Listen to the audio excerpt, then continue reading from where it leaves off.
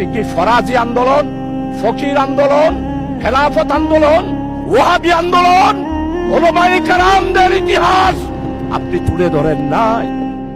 সেই দিন আমাদের খেলাফত আন্দোলন, ওয়াহাবি আন্দোলন, ফকির আন্দোলন, মজলুম আন্দোলন, হাজী শরীয়তুল্লাহর আন্দোলন আপনি যদি তুলে ধরতেন তাহলেই মনে করতাম আপনি একজন নিরপেক্ষ ব্যক্তি। এখন আমার মনে হচ্ছে আপনি নিরপেক্ষ নয়, আপনি শুধু জামাত ইসলামিয়ার, মুসলমান আর ইসলামী আন্দোলনকে আঘাত করার জন্যই পার্লামেন্টে বক্তব্য রেখেছেন। ইসলামের ইতিহাস হচ্ছে গণতন্ত্র প্রতিষ্ঠার ইতিহাস।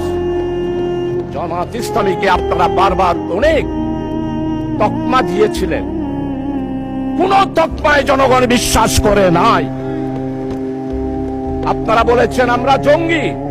জনগণ 12 তারিখের নির্বাচনের মাধ্যমে প্রমাণ করেছে জামাত ইসলামী জঙ্গি সংগঠন নয়, গণতান্ত্রিক, নিয়মতান্ত্রিক, সাংবিধানিক একটি আন্দোলন এবং সংগঠন।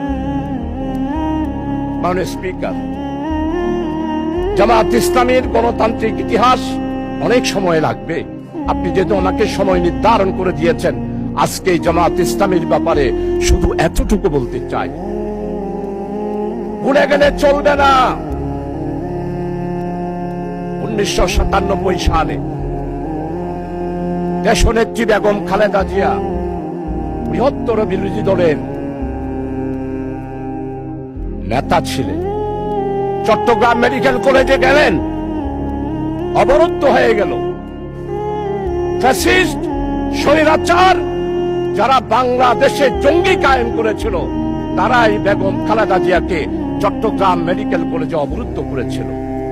আজকে আমাদের মরহুম শহীদ সালাউদ্দিন কাদের চৌধুরীর ছেলে আছে হুমায়ুন কাদের, আমাদের সম্মানিত অর্থমন্ত্রী, চট্টলার কৃতি সন্তান, যার পরিবারে উনার আব্বা নয়, উনার দাদা থেকেই মন্ত্রিত্ব ওনারা পেয়ে আসতেছে।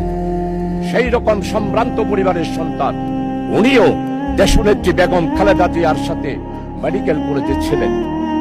আজকে সম্মানিত অর্থমন্ত্রী, আপনি স্বীকার করবেন, সর্বপ্রথম টেলিফোন করেছিল মরহুম শহীদ সালাউদ্দিন কাদের চৌধুরী, আমি শাহজাহান চৌধুরী।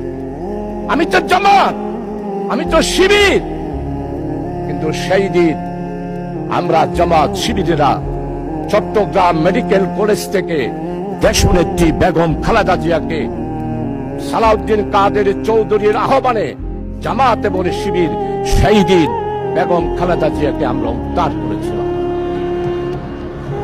মাননীয় স্পিকার,